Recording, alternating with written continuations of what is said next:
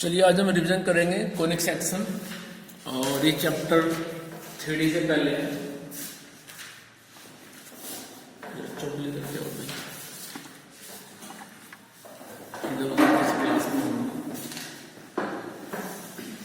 तो फटाफट ओपन कीजिए कोनिक सेक्शन।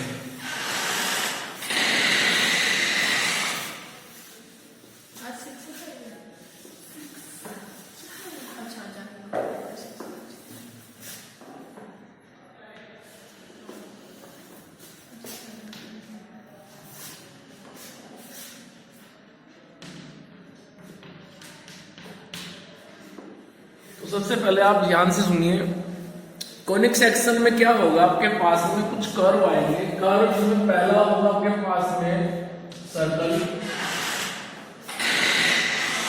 सर्कल के बाद में आप पढ़ेंगे पैराबोला, पैराबोला के बाद में आएगा एलिप्स, एलिप्स के बाद में आएगा हाइपरबोला। तो आपको इन चार कर्व को डिस्कस करना है कोनिक सेक्शन में, ये आपका सिलेबस है, ठीक है। तो सबसे पहले हम डिस्कस करेंगे सर्कल के बारे में। तो सुनो ध्यान से, सर्कल की डेफिनेशन, उसके बाद definition of parabola, then ellipse, then hyperbola. तो सर्कल की डेफिनेशन होती है कि जब एक पॉइंट ऐसे मूव करता है कि उसकी डिस्टेंस एक फिक्स पॉइंट से हमेशा कांस्टेंट रहे, तो तब जाकर के बनता है सर्कल, ठीक है। इट मीन्स एक पॉइंट ऐसे मूव करे कि उसकी डिस्टेंस हर बार एक फिक्स पॉइंट से हमेशा कांस्टेंट रहे, वो जिगजैग ना हो, कभी 6 कभी 7 कभी 5 ऐसे ना हो। उस फिक्स पॉइंट को बोलते हैं सेंटर ऑफ द सर्कल, और जो पॉइंट मूव कर रहा है वो बनाएगा सर्कमफ्रेंस ऑफ द सर्कल। और रेडियस जो होती है सर्कल की वही होती है फिक्स डिस्टेंस। तो fix point centre, fix distance, वो बन गई as a radius of the circle. तो कुल मिलाकर के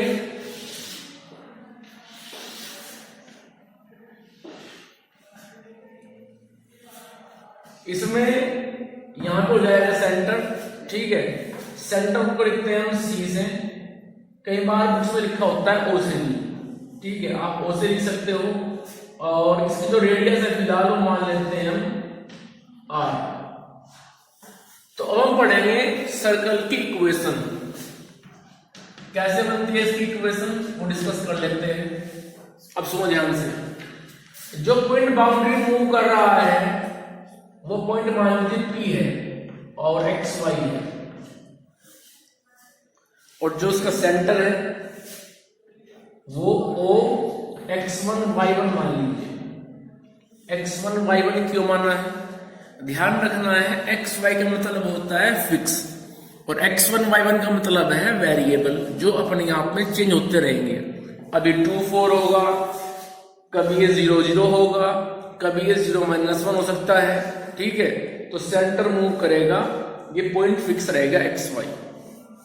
तो अब क्या करेंगे हम, पॉइंट P से पॉइंट O तक की डिस्टेंस को निकालेंगे और इसको हम इक्वल रख देंगे रेडियस के, तो बन जाएगी सर्कल की इक्वेशन।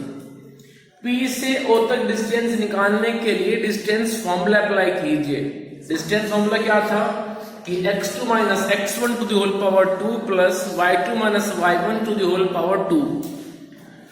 तो ये डिस्टेंस जो OP है वो रेडियस के बराबर है, बट OP डिस्टेंस कैसे आएगी, under root of x - x1 to the whole power 2 plus y - y1 to the whole power 2 equals to r। Now squaring on the both side, तो हमें मिलेगा फिर x - x1 to the whole power 2 plus y - y1 to the whole power 2 equals to r square।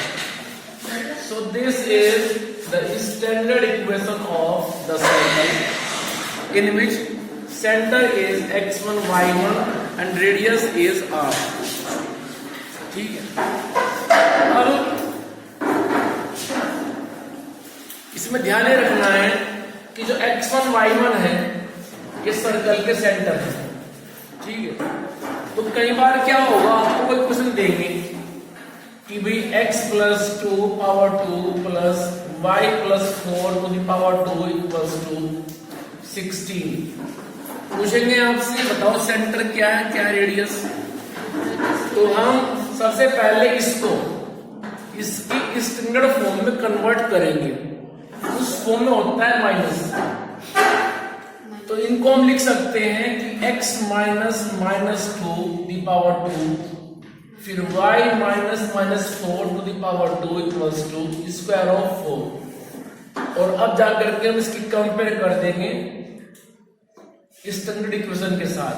वो क्या है कि x minus x1 to the power 2 plus y minus y1 to the power 2 equals to r square. तो centre आ जाएगा मेरे पास में -2 -4 एंड रेडियस आ जाएगी मेरे पास में 4। ठीक है, तो इस तरह से जिस सर्कल की इक्वेशन ये है उस सर्कल का सेंटर है -2 -4 एंड रेडियस है 4। ठीक है, चलिए इसके बाद हम डिस्कस करते हैं। मान लीजिए इक्वेशन आपको ऐसे नहीं दी गई, उन्होंने दे दी फिर कुछ अलग तरीके से, जैसे लेके चलते हैं एग्जाम्पल। मान लीजिए उन्होंने कहा कि भाई सर्कल की इक्वेशन है x² plus y² plus 16x plus 18y plus 1 equals to 0। वो पूछते हैं आपसे find out the centre as well as radius, इन दोनों को बताना है। अब जो ये इक्वेशन है इससे कैसे निकालते हैं सेंटर और रेडियस, जरा वो सुनिए। सबसे पहले तो आप ये कैसे पहचान करेंगे सर्कल की इक्वेशन है ये, coefficient of x² and y² 1 होने चाहिए, बीच में प्लस होना चाहिए। ठीक है, मान लीजिए बाय द वे यहां पर 2 दे दिया और यहां पर 2 दे दिया, तो पूरी इक्वेशन को आप 2 से डिवाइड करके उसको कन्वर्ट करेंगे इस फॉर्म में। ठीक है, तब जाकर के आप इसकी कंपेयर कीजिए x² plus y² plus twice gx plus twice fy plus c equals to 0 से। ठीक है, यदि इक्वेशन ऐसे दी हुई है तो उसकी कंपेयर आप इससे करेंगे और कंपेयर करके आप यहां से g f और c निकाल लेंगे। g f और c जब मिल जाएगा तो सेंटर होता है -g -f एंड रेडियस होती है √ of g² plus f² minus c। तो 2g मेरे पास में 16 है, तो g आ जाएगा 8। उसके बाद में ट्वाइस f मेरे पास 18 है, तो f आ जाएगा 9, c आ जाएगा 1। तो इस तरह से g, f और c हमने निकाल लिया है। तो अब चलेंगे हम, सेंटर होता है -g -f, -g वो मेरे पास -8 -f -9। और रही बात रेडियस की, तो उसके लिए फॉर्मूला है कि g² plus f² minus c, so √ of, कोई बात नहीं, चलो ऊपर लिख देंगे। तो रेडियस मेरे पास आ जाएगी √ of g² plus f² minus c equals to √ of value of g is 8 plus value of f is 9 minus c मेरे पास में है 1।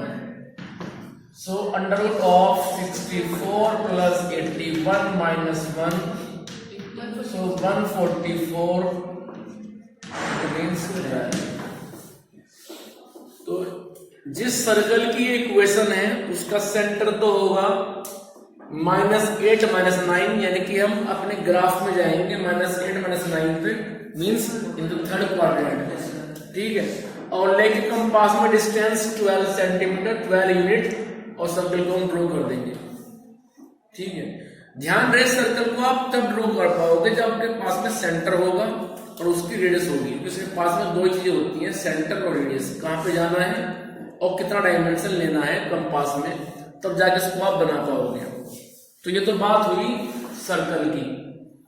इसके बाद में आता है नेक्स्ट पॉइंट पैराबोला। पहले सबको बता रहा हूं, फिर इनकी जो एक्सरसाइज है वो डिस्कस करेंगे।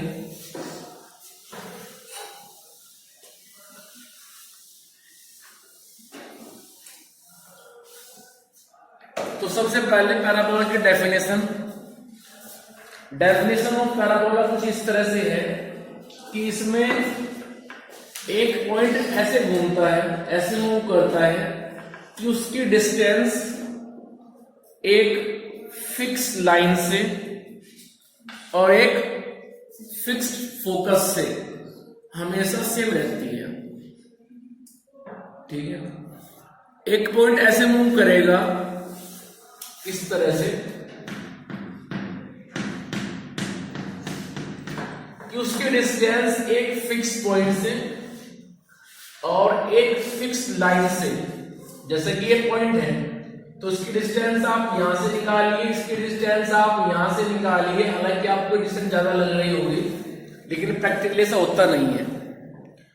तो हर बार क्या होगा, जब भी कोई पॉइंट होगा वो चाहे कहीं पर भी हो, उसकी डिस्टेंस इस फिक्स पॉइंट से, जिसको बोलते हैं हम फोकस, और ये फिक्स लाइन जिसको बोलते हैं हम डायरेक्ट्रिक्स, इनसे सेम होती है। ठीक है, तो तब जाकर के बनता है कुछ इस तरह की फिगर। ये डेफिनेशन है एक पैराबोला की, आपके यहां पे दी हुई है। आपको यदि पढ़ना है तो जरा आओ, पेज नंबर कौन सा है, 242, जरा ओपन कीजिए पेज नंबर 242,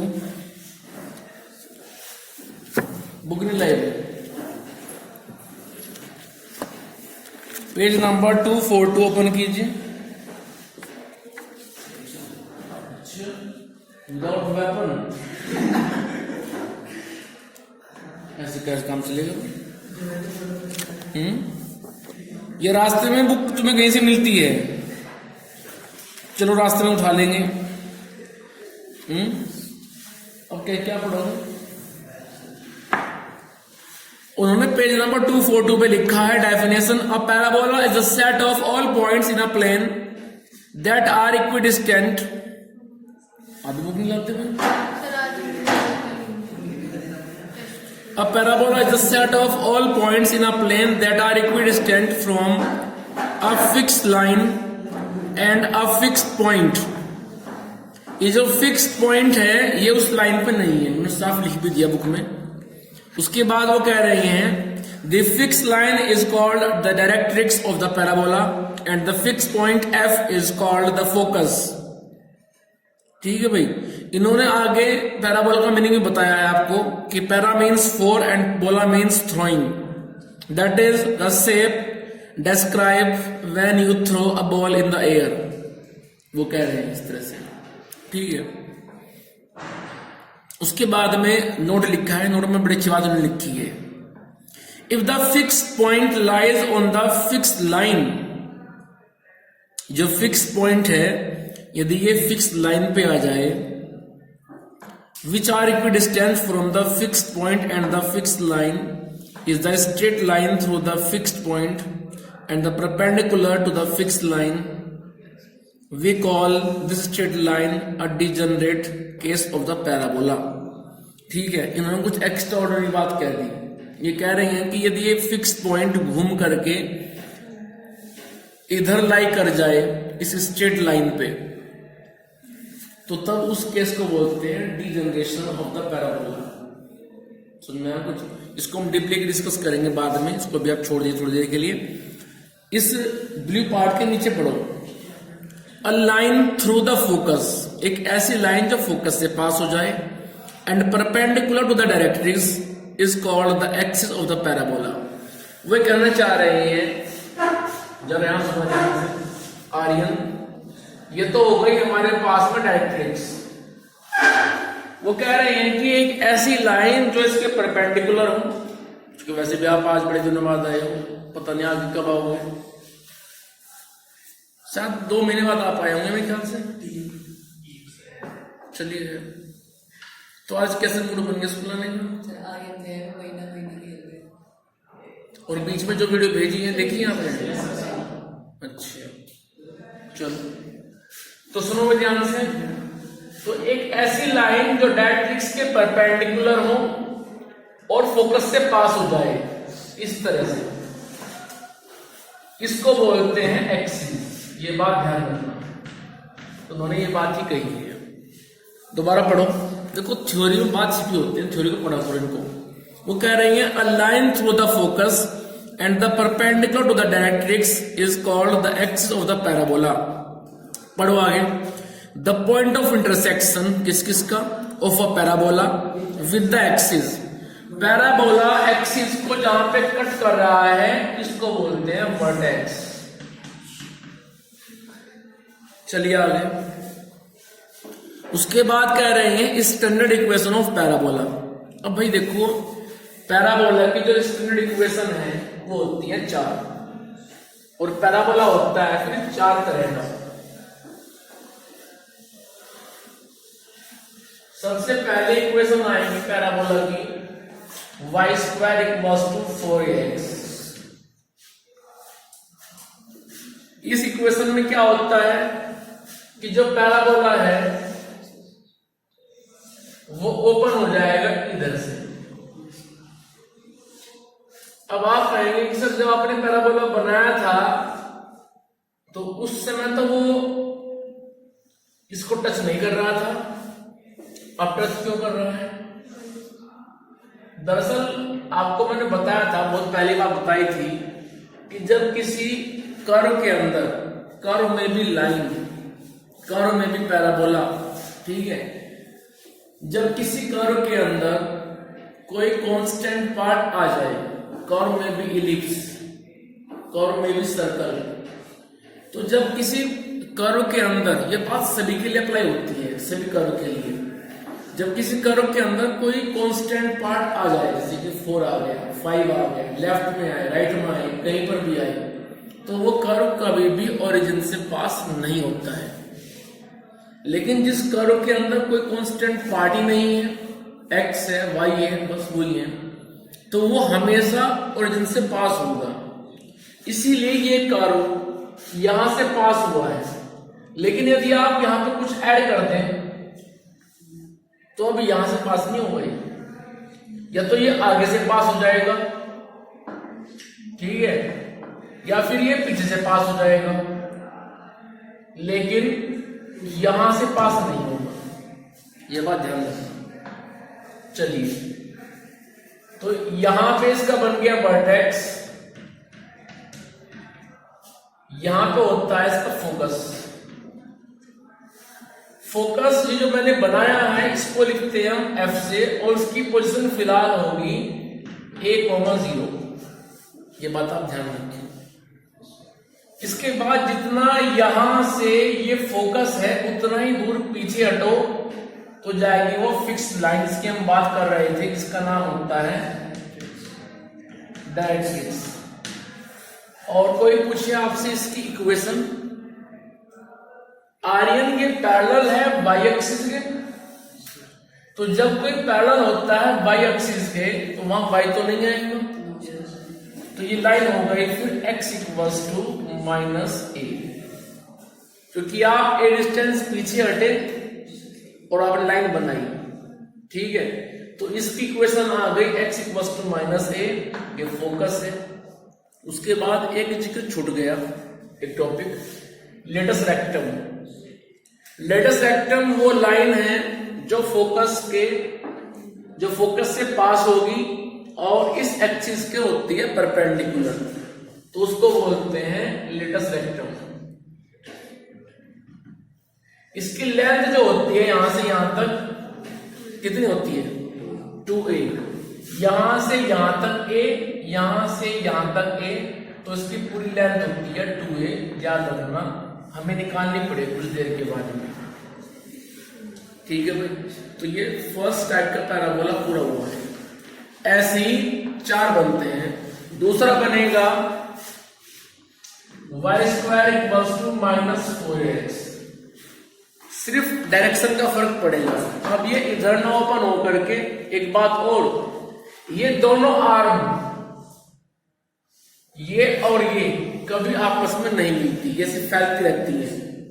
कभी सोचे कि ये आगे जाके कहीं मिल जाएंगी, नहीं मिलती हैं। चलिए इधर आइए, ये पैराबोला ओपन हो जाएगा इस तरह से। यहां बनेगा इसका फोकस F, पोजीशन क्या होगी -a,0, क्योंकि ये x एक्सिस है तो उसमें y0 होता है। इसके बाद जितना यहां से ये फोकस है उतना पीछे हटो तो जाएगी ये डायरेक्ट्रिक्स x=a, वर्टेक्स यहां हो गया 0 0। तो भाई इस तरह से बन गया सेकंड पैराबोला। अब चलते हैं थर्ड पैराबोला पे।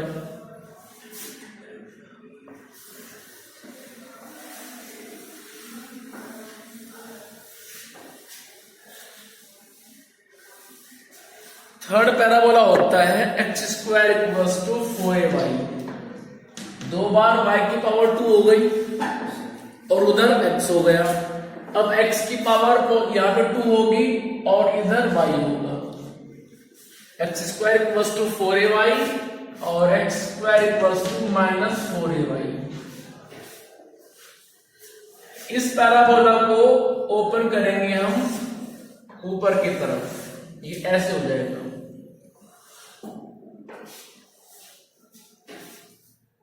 ठीक है, ध्यान रखना है, ये पॉजिटिव y एक्सिस की तरफ ओपन होता है, वो हो जाएगा फिर नीचे की तरफ। इसका फोकस यहां पे होगा और क्योंकि ये फिलहाल y एक्सिस पे है तो क्या होगा 0, a। उतना ही पीछे हटो तो ये हो जाएंगे डायरेक्ट्रिक्स।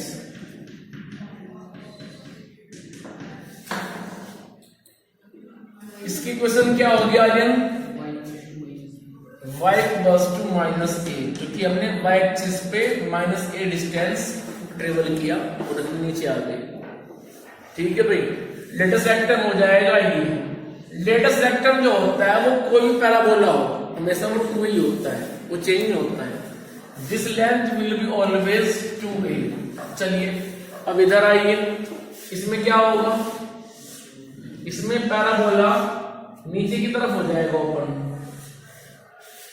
ऐसे। यहां पे हो जाएगा इसका फोकस, फोकस बनता है इसका 0 - a।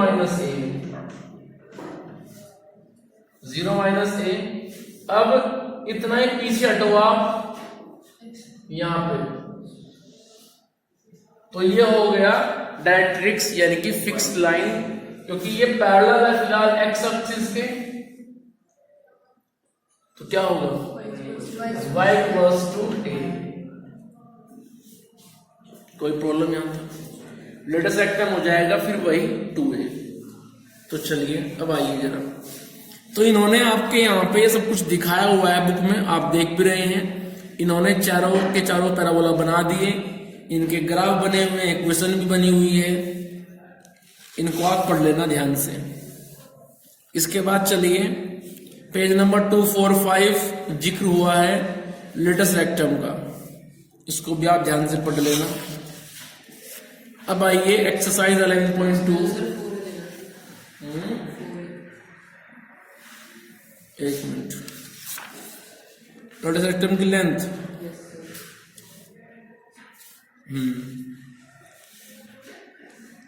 4 होती है भाई, और 2a तो ऊपर होती है, गलत हो गया। 2a यहाँ से यहाँ तक होती है और 2a ये, तो ये 4a आप याद रखना सभी में। तो पैराबोला तो ऐसे हो गया, फोकस से लेकर के, हाँ वो 2a होती है। यदि आपको लेंथ यहाँ से निकालनी पड़े, जो कि a ये हो गई और a ये हो गई, तो ये 2a होती है हमेशा।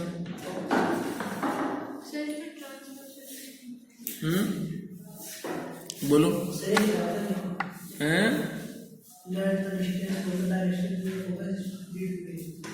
हाँ देखो पैराबोला की क्वेश्चन पढ़ेंगे अभी, पहले डिस्कस कर लेते हैं इलिप्स को। सारे कर्व समझ लो, उसके बाद आएंगे एक्सरसाइज में। अब जो इलिप्स है उसकी डेफिनेशन क्या होती है, सबसे पहले तो वो क्वेश्चन आएगा तुम्हारे सामने। देखो अब तक क्या हुआ, सर्कल हो पैराबोला हो, सब में फोकस एक था, ठीक है। तो दो फोकस की शुरुआत होती है इलिप्स से। इलिप्स के पास होते हैं दो फोकस, हाइपरबोला के पास दो फोकस, ये होते हैं। इलिप्स के पास में दो फोकस इसलिए हुए हैं क्योंकि वहां पे जब एक पॉइंट मूव करता है तो वो ऐसे मूव करता है कि उसकी डिस्टेंस का सम दोनों फोकस से हमेशा कांस्टेंट रहता है, ठीक है। जो फिगर अपने आप में सर्कल नहीं बन पाए कंप्लीटली, वो इलिप्स बन गई। जैसा कि जो अर्थ है वो इलिप्टिकली है, वो अपने आप में कंप्लीट राउंड शेप में तो नहीं है, लगता है कि राउंड शेप में है बट नहीं है। तो होता क्या है कि इसमें इलिप्स जो शेप होती है वो इस तरह से होती है, और इसमें दो फोकस इधर होते हैं, एक फोकस उधर एक फोकस इधर। तो एक पॉइंट ऐसे मूव करता है, मान लो कि ये P1 है, ये फोकस फिलहाल F1 और F2 है। तो P1 से F1 तक, P1 से F2 तक आप सब निकालिए, जितना भी आएगा। उसके बाद ये घूमता हुआ चला गया, यहां पे आ गया तो बन गया P2। तो P2 से F2, P2 से F1 और F2। तो ये डिस्टेंस हमेशा आप कांस्टेंट ही पाएंगे, ये कभी चेंज नहीं होगी। मान लो ये सम 5 आया था तो ये हमेशा 5 रहेगा। अब सपोज P2 घूमते घूमते आ गया फिर इधर, तो क्या होगा, ऑटोमेटिकली एक डिस्टेंस कम हो गई तो एक बढ़ गई। तो ये करते रहेंगे अपने को उसके हिसाब से एडजस्ट, ठीक है। तो P3 से F2 और P3 से F1,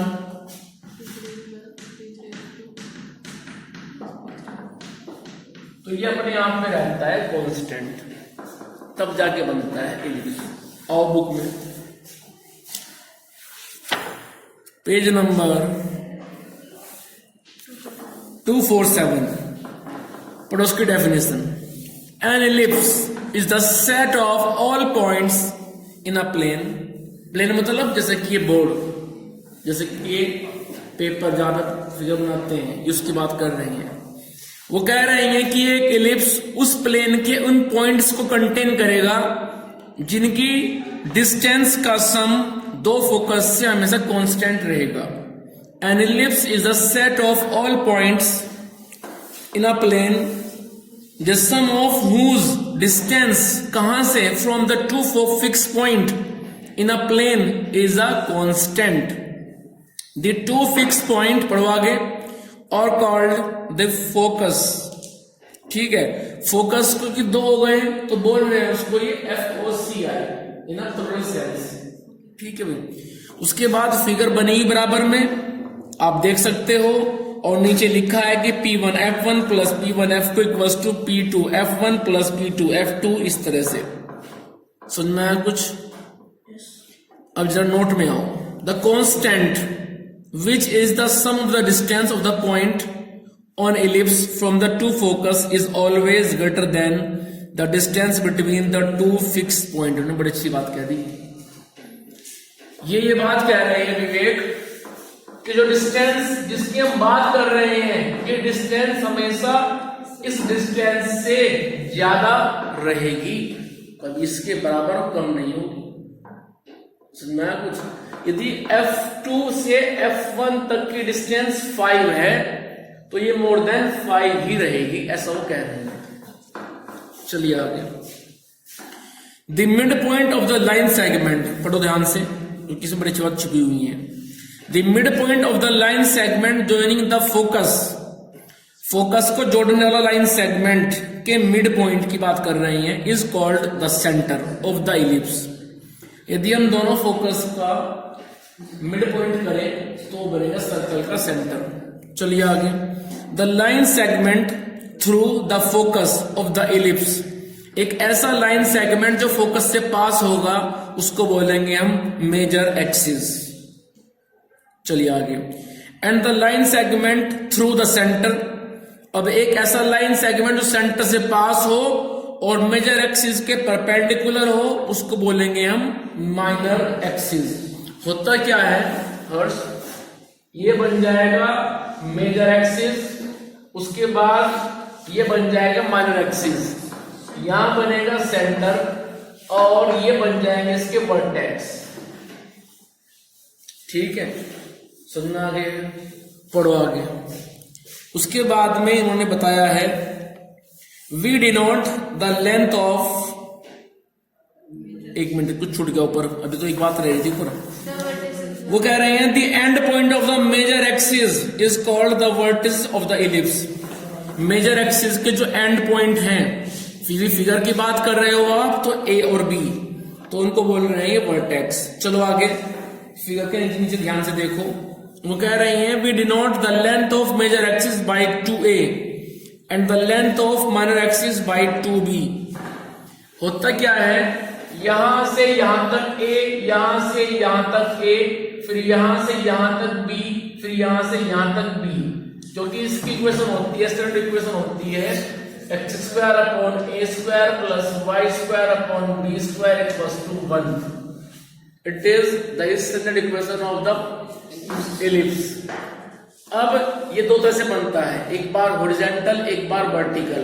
वर्टिकल को बोलते हैं आप कंजुगेट इलिप्स भी, ये बात ध्यान रखें। Vertical means conjugate ellipse. तो ये कब बनेगा हॉरिजॉन्टल, जब x के नीचे लिखी हुई अमाउंट a या फिर a स्क्वायर वो ज्यादा होगा b से, क्योंकि जाहिर सी बात है जब a ज्यादा होगा तो उसका स्क्वायर भी ज्यादा होगा। तो यदि a ज्यादा है b से तो बनेगा वो हॉरिजॉन्टल, मींस उसका जो फोकस होगा वो लाइक करेगा x एक्सिस पे, उसके वर्टेक्स लाइक करेंगे x एक्सिस पे।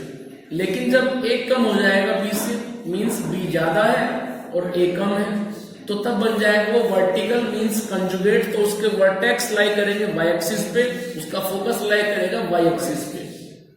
ठीक है, यदि वो हॉरिजॉन्टल है तो मेजर एक्सिस बनेगा x एक्सिस, माइनर बनेगा y एक्सिस। यदि वो वर्टिकल है तो मेजर बनेगा y एक्सिस, माइनर बनेगा x एक्सिस। आओ बुक में जाओ, जब पढ़ो ध्यान से नीचे, फिर वो कह रहे हैं एंड द डिस्टेंस, पेज के सबसे नीचे